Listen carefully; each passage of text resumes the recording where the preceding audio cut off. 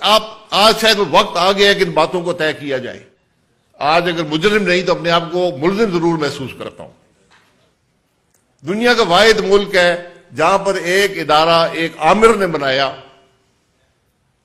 صرف اس مقصد کے لیے کہ ملک کے سیاستدانوں کا احتساب کیا جائے.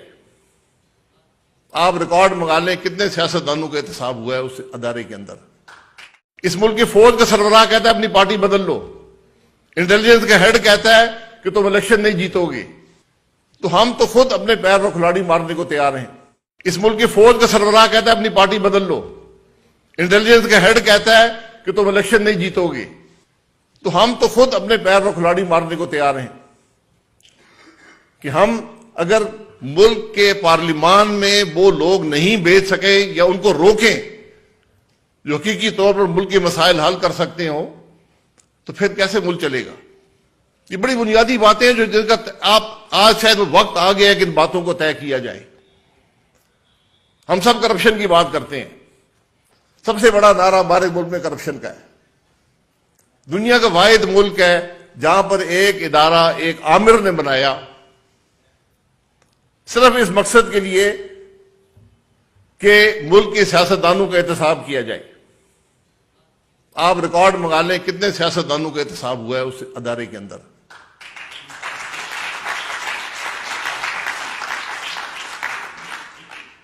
صفر کا انسا یاد آتا ہے.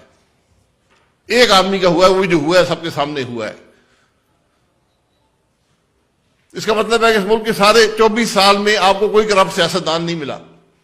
آج جو ملک کے حالات ہیں اس میں میں خود اس نظام کا حصہ ہوں پچھلے 35 سال سے.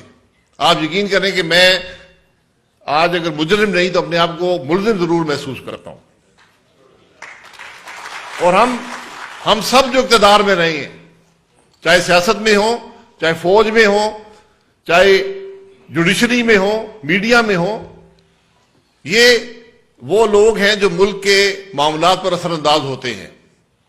تو آج اگر ہم اس نہج پہ پہنچے ہیں تو ہمیں کم از کم صفائی دینے کے بجائے اس بات کو قبول کرنا ہوگا کہ ہم سب اس میں شریک ہیں. کوئی بری ذمہ نہیں ہے. ہمارا آئین 73 کا آئین اس سال 50 سال کا ہو جائے گا. کون سی شک ہے اس آئین کی جو ہم نے نہیں توڑی؟ مجھے ایک شک بتا دیں جو ہم نے نہ توڑی ہو. اور ابھی فیصل صدیقی صاحب نے بتایا تھا اور بالکل میں ہمیشہ یہی بات کرتا ہوں کہ جتنا ڈیٹیلڈ اور ایکسپلیسٹ آئین پاکستان کا ہے شاید ہی کسی ملک کا ہو. پھر بھی ہم اس کی تشریح کرتے رہتے ہیں. ہر چیز کا مقصد اس کا طریقہ کار ہر چیز لکھی ہوئی ہے. صرف یہ چیزیں نہیں ہیں ہر آئینی عہدے کا حلف بھی آئین کے اندر موجود ہے کہ آپ نے حلف کیا لینا ہے. یہ شاید دنیا کے کسی ملک میں نہیں ہے. آرمی افسر بیوروکریٹ پرائم منسٹر وزیر آڈیٹر جنرل جو بھی آئینی عہدے ہیں سب کا حلف بھی وہاں موجود ہے کہ ہم نے اس حلف کی پاسداری کی ہے. اصل سوال یہ ہے ہم نے اس فورم پہ ایک فیصلہ کیا کہ ہم نے کسی پر تنقید نہیں کرنی نہ کسی کی تعریف کرنی ہے. لیکن میں یہ ضرور کہوں گا اپنا تجربہ تو ضرور آپ کے سامنے رکھوں گا. اس ملک میں کا صدر مجھے کہتا ہے کہ اپنا استعفیٰ میرے حوالے کر دو. ایز اے ایم این اے اپنا استعفیٰ اس ملک کا صدر رات کی تاریکی میں ایم این ایس کے استعفے جمع کر رہا تھا کہ حکومت کو ختم کروں گا. اس ملک کی فوج کا سربراہ کہتا ہے اپنی پارٹی بدل لو. انٹیلیجنس کا ہیڈ کہتا ہے کہ تم الیکشن نہیں جیتو گے. یہ سب چیزیں ہم نے دیکھی ہیں.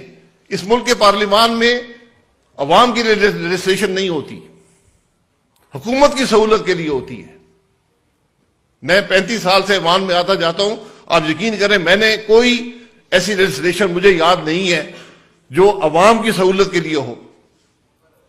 ہر لیجسلیشن یہ ہوتی ہے کہ حکومت کس طرح اپنے معاملات کو بہتر چلا سکے. کابینہ کے اندر کیا فیصلے ہوتے ہیں فیصل سبزواری صاحب جانتے ہیں. کس طرح ہوتے ہیں, کیا ان کی کوالٹی ہوتی ہے ان ڈیسیشنز کی, کس سوچ کے ساتھ وہ آتے ہیں. یہ وہ ناکامی ہیں جنہوں نے ہمیں یہاں پر پہنچایا ہے. یہ آج میں پھر کہوں گا, کوئی بھی اس سے بری ظلمہ کہہ دے اپنے آپ کو, میں اس سے تکرار کرنے کو تیار ہوں. اس لیے آج ہمیں سب سے پہلے یہ قبول کرنا ہے کہ یہ غلطیاں ہم نے کی ہیں, وہاں سے سفر کی ابتدا ہوگی. اور اگر ہم بات کرتے ہیں کہ اس کا حل کیا ہے, حل سب سے مشکل چیز زندگی میں, آپ کاروبار بھی کرتے ہو تو کاروبار بھی چلا رہے ہوں اور اس کاروبار کے اندر چینج بھی امپلیمنٹ کر رہے ہوں. اس سے مشکل کوئی زندگی میں کام نہیں ہوتا. آج پاکستان کی ضرورت ہے کہ ہم ملک کے مسائل بھی حل کریں اور ساتھ ساتھ ریفارم بھی کریں. ہم نے تو ملک کے چلانے میں بھی بے بسی کا اظہار کر دیا ہے, ہم اس میں بھی ناکام ہو گئے, تو ریفارم کون کرے گا؟ اور یہ تو اب طے شدہ بات ہے کہ جس طرح ہم ملک چلا رہے ہیں یہ ملک نہیں چلتا. اس لیے ابتدا کہاں سے ہوگی حل کی؟ حل کی ابتدا آئین سے ہے, کوئی اور راستہ نہیں ہے. اگر ہم آئین کے مطابق ملک کو نہیں چلائیں گے تو ملک نہیں چلے گا. یہ بنیادی بات ہے, جب تک ہمیں یہ سمجھ نہیں آئے گی اس معاملے کا کوئی حل نہیں ہے. اور دوسرا, ہر شخص سوال کرتا ہے کہ حل کیا ہے, حل کیسے نکلے گا.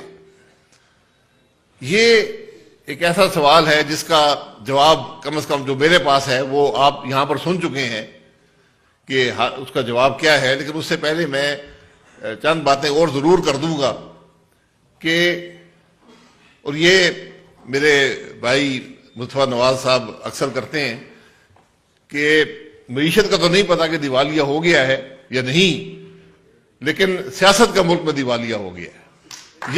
یہ بنیادی خرابی ہے, یہ آج ملک کی بنیادی خرابی ہے. کیونکہ جو کچھ ہم آج سہ رہے ہیں, جو کچھ آج ملک میں ہو رہا ہے, یہ اس گورنمنٹ کی یا اس سے پچھلی گورنمنٹ کی یا اس سے پچھلی گورنمنٹ کی بات نہیں ہے, یہ اس سے پچھلی گورنمنٹ کی بات نہیں ہے.